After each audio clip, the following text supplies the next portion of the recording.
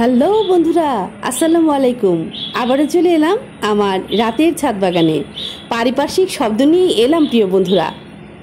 একবারে ভয়েসটা দিয়ে আজকের ভিডিওটা সম্পন্ন করব, সেজন্য আমি বলছি পারিপার্শ্বিক শব্দ নিয়ে এলাম। আশা করি তোমরা ক্ষমা সুন্দর দৃষ্টিতে দেখবে।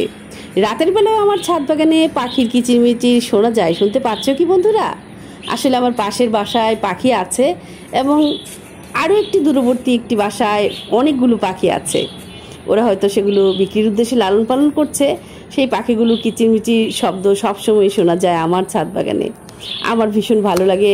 বিষয়টা আমি ধরতে পারি যখন ভিডিওগুলো বানাই, তারপরে যখন দেখতে পারি যে পাখির শব্দ আসছে, ভীষণ ভালো লাগে আমার। তোমরা কি শুনতে পাচ্ছ? কেমন লাগে তোমাদের পাখির ডাক? রাতে কিংবা দিনে সবসময় ছাদ বাগানের ভিডিওগুলোতে তোমরা পাখির শব্দ শুনতে পাও, এই জন্যই। এছাড়া প্রাকৃতিকভাবেও তো কিছু কিছু পাখি আসে, সেগুলো অবশ্য দিনের বেলায় আসে, রাতের বেলায় নয়। আমি আজও আছি আমার ছাদ বাগানে, একটা কাজই হচ্ছে আমার। দেখো আমার বিড়াল ছানা, সেই কাজটি করার জন্য আমি ছাদ বাগানে হাঁটছি। তবে একটা কাজ চলছে, তোমাদের আমি দেখাবো। আমি একটা জিনিস খুঁজছি, সেটা খুঁজে পেয়ে গেলে আমি চলে যাব যে জিনিসটি করার জন্য এসেছি সেখানে। আমার মোটামুটিভাবে দেখা শেষ হয়ে যাচ্ছে। আমি ফিরে যাব কেন আমি আজ ছাদ বাগানে এলাম সেটা দেখাতে।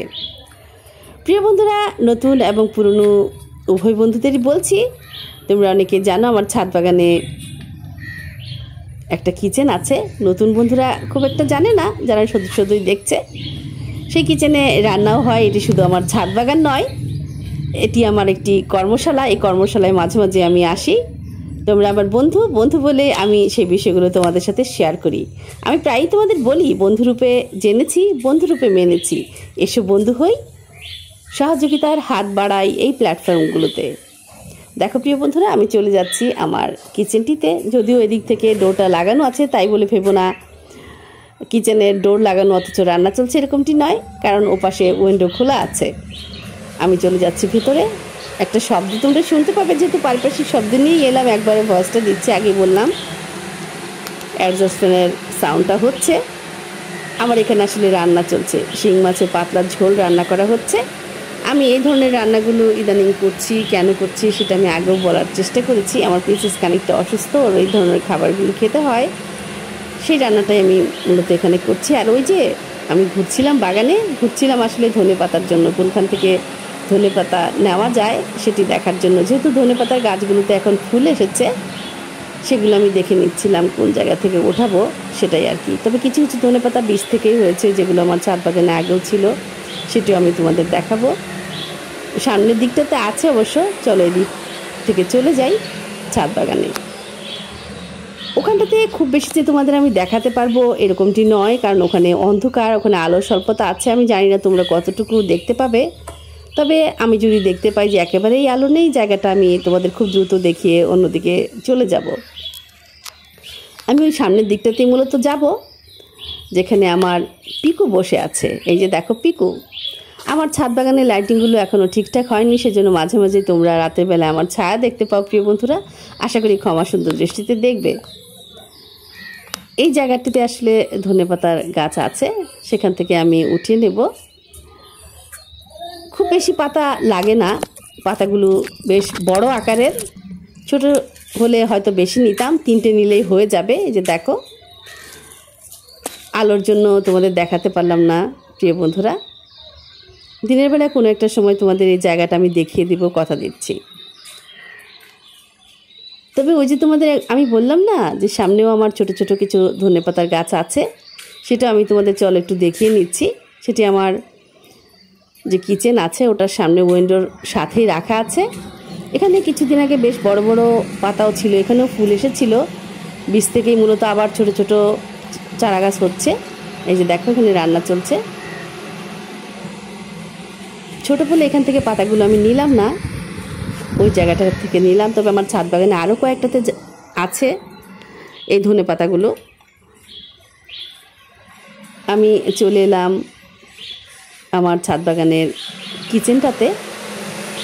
যেহেতু একা একা ভিডিও বানাই, সেজন্য হয়তো ধুয়ে কেটে কুটে তোমাদের দেখানো হবে না। দেখো আমার কারিটা প্রায় হয়ে এসেছে। আমি ধুয়ে নিচ্ছি। ততক্ষণে তোমরা সামনের দিকটাতে দেখো। এই যে তোমাদের বলেছিলাম এখানে ধনেপাতার গাছগুলো ছোট ছোট একেবারেই কাছে, আমি চাইলে রান্নাঘরের ভেতর থেকেও তুলে নিতে পারি, খুবই কাছে। যেহেতু আমার রান্নাটা শেষের দিকে, আমি ধনেপাতাগুলো দিয়ে খানিকটা স্ট্যান্ডিং টাইমে রেখে দেব। এই যে দেখো, আজকে আমি তোমাদের আমার আরও একটা ছোট্ট সফলতা দেখাবো। আমার ছাদ বাগানের ছোট ছোট সফলতা যেগুলো আমি তোমাদের সাথে শেয়ার করি, সেখানে তোমাদের নিয়ে যাব আমি। চলো তাহলে সেখানে যাই, সেই সফলতাটা দেখিয়ে আজকের মতন ভিডিওটা শেষ করে দেব। চলো প্রিয় বন্ধুরা, বাইরে চলে যাই। আমার ছাদ বাগানের এই যে উইন্ডোটা দেখছো, ঠিক ওপারেই চলে যাব আমি। চলো যাই তাহলে ওই জায়গাটাতে। এই যে দোতলাটা দেখছো, এটি আমার ছাদ বাগানের মিডল পয়েন্ট। আমি বামে যাব, তোমাদের একটুখানি বোঝানোর চেষ্টা করছি।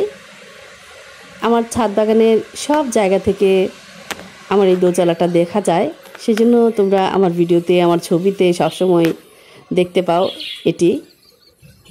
আমি চলে যাচ্ছি ওই জায়গাটিতে, আমার ছোট্ট সফলতার জায়গাটাতে।